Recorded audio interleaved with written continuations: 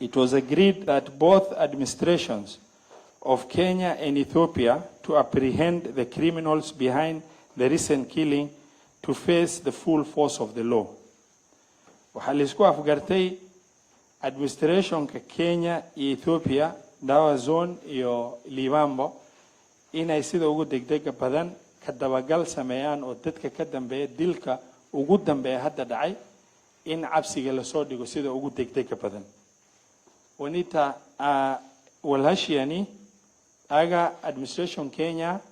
if administration Ethiopia dawa zone if Liban isinak degdegit war dilki diobui gamla chui radambe ak degdegiti qabani kara sharci dawladdi Marian. Number 2,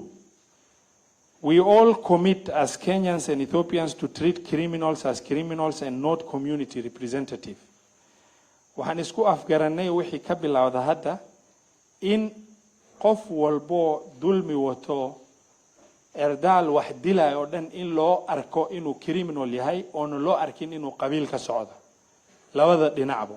had aan far lagu fiiqin qabiil oo la dhaho hal qof baa la dilay hebel baa dilay kan dilana la soo qabto wanit waligalani agnamar match wages gosanami nisabne namsuni agini nami numan dulmindem kadibanga dufeni sabani nam takachsun badala umadin sin dibi gudan umadi samay nam takachsun qubitiga qabani kara dawladdiin sharci malyan. Number 3, the Ethiopian authorities undertake to organize a peace meeting between Gare and Dogodiya to be organized by Dawa and Liban Zone Administration in Awasa at a date to be communicated soon. Waxaa la isku afgartay guddoomiyaasha labada degmo Liban iyo Dawa Zone sida annaga Kenya aan dadaal badan u soo sameynay oo fadhiyaal badan oo peace la sameeyay dhinacaas lagama sameyn. Marka waxaan isku afgaranay in labada guddoomiyo ayagoo oday dhaqameedka dhinaca kale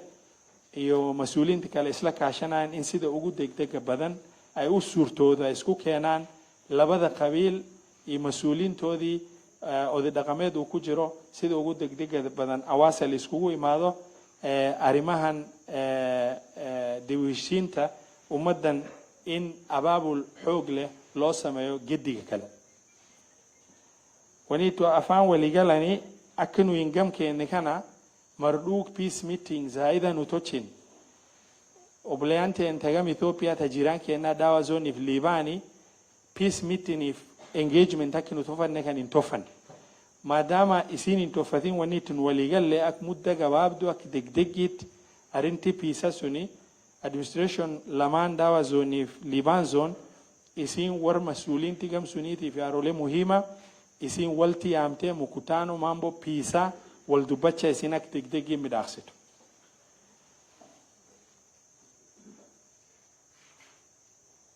Number 4, we undertake that the administration of Kenya in Mandera County and Ethiopia Liban Zone and Dawa Zone administration to take full responsibility to enforce security within their borders. Waxaan isku afgaranay in labada administration Kenya iyo Ethiopia ay dib u xoojin aad u weyn ay sameeyaan arinta security-ka borderkan iyo dabagalka arrimaha dhacdooyinka dhaco. Arintan aad baan u falaqaynay aan ku darnay resolution-ka. Wanitu waligalle aga wari security garmadera security Dawa Zone if Liban Zone isin dadaal zaida kagar security isin muujid karintiliam dhibaatadii umudi sameeytatan ira deemed. We undertake as number 5, we undertake as administration of Ethiopian Liban Dawa Zone to upscale administrative and security activities along the common border with Kenya. Wanenu waligalle kocodsiin sulen gamke nagadufe obuleanteena len sinu rafudete aga area administration amatan border ke nirta ukana gam fula administration jajabdu faskaren qab border guba because fulan administration jirtu ko rafago jirti border guba agaskaretiga darani administration ile irreeto chani ako jawabuan harakare budan dani badala fulafa goti wayegan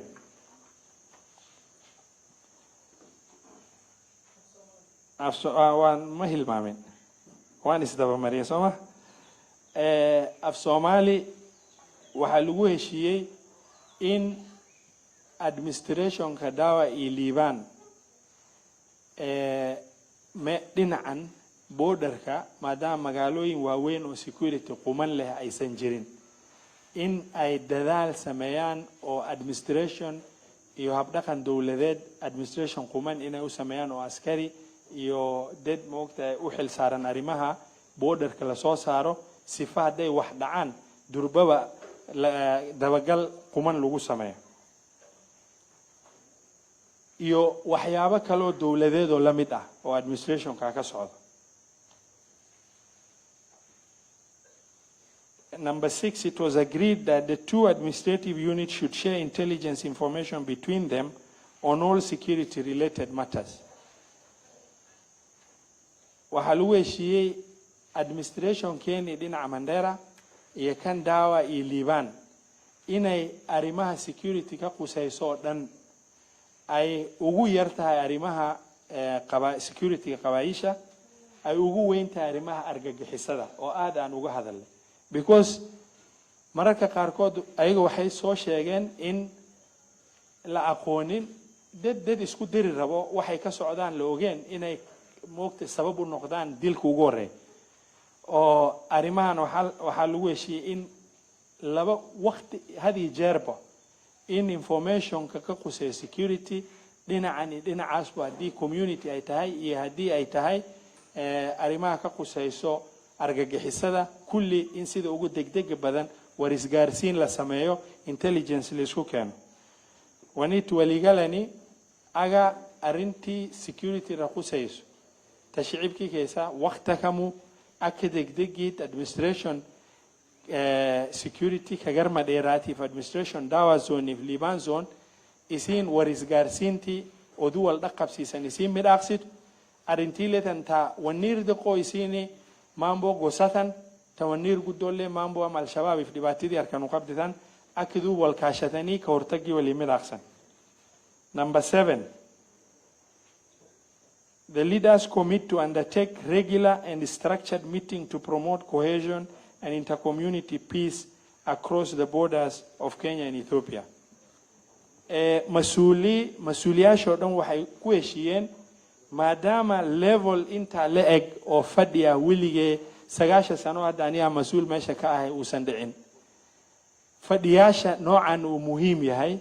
inaan hadii jeerba fadhi noocan aan samaysano annaga aan information isu keeno marna aan dhinacan fariisano marna Ethiopian aadnoon la fariisano wixii masuuliin dhinaca jiro wani tuwaligalani aga maadaama fadhigiina kana ka administration serikala national government county government masuuliinti jiranki keena ka kan gudda in duratin buin akar maachi waqta gabaabdu keesa waqta kamu waqta dhibijir chalamiti waqta kamu mudda gabaabdu keesa marto garana walargani marto kachi walargani waan sila leeftu dhiba kawaan kan radeema wal beeksisani talabaqaad kilometer aqsan. Mission number 8. Number 8, refu gudomini dawa lera dubate to the communities along the border of Kenya and Ethiopia to report security incidences to the respective administration within their respective jurisdiction in good time. Halisku afgartay dadweynaha ku nool borderkan Ethiopia, Kenya, Somalida ay ku nool yihiin inay dhaqan ahaan ay ka dhigtaan hadii dhacdooyin security wax walbo la rabo in mas'uulka gediga la gaarsiyo ama gedigan kale inay dhaqan ka dhigtaan inay gaarsiiyaan ninka mas'uulka u xil saaran qaybtaas oo qabiil ahaan loo raadinin macnaheedu hadii inta ay wax ka dhacaan in gobolka Liban report la siinin oo hadii inta ay wax ka dhacaan gobolka dawa mas'uulka gudoomiyaha la siiyo same gobolka liibaan meeshii u dhow dhinaca mandheera hadday wax ka dhacaan in PC-ga informationka asaga la gaarsiiyo oon la gaarsiinin ninka daawa joogo oo ka fog marka waxaa la rabaa xiriirkaas waxaan isku afgaranay in la furo oo telefoonada iyo habkii lagu xiriiri lahaana la kala qaato ummadana ay ogaadaan war isgaarsiinta sida ay ku dhacdo wanit waligalani aga oja dhibibui war ummaditeena taboodhatan gubba qubato dhibi security yookaan ka nooci dhibi yookaan tawri wali raatan yoo nibui agba dhala nam gostateetiitiin at barbaadu nam jurisdiction responsibility sun yookaan xilkiin sunin ka mas-uuliyadii niirtaaw ka gobolkii suni ag information suni tergan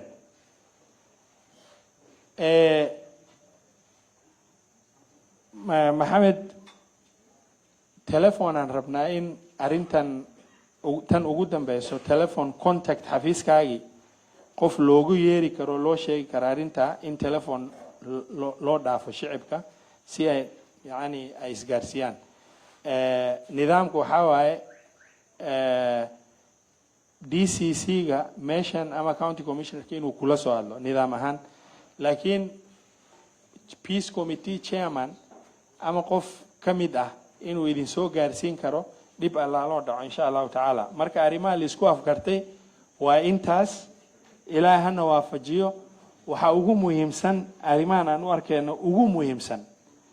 waa shirka haddaan iskugu imaano oon istusi karno dhibaatooyinka ummaddeena soo saameeyay annaga mas-uuliyiin Soomaaliyeed haddaan nahay oo labada dhinac aan joogno insha Allah taala ilaahan ka rajeynaa inuu gacan nagu siiyo ayagana daacad ay ka tahay annagana daacad ay naga tahay ilaahan baryana inuu ilaahay nagu kaalmeeyo insha Allah taala intaasaan leeyahay qaybta ugu dambeystii ka hartay insha Allah mashmuum mudan u dhiibo assalamu alaykum wa rahmatullahi wa barakatuh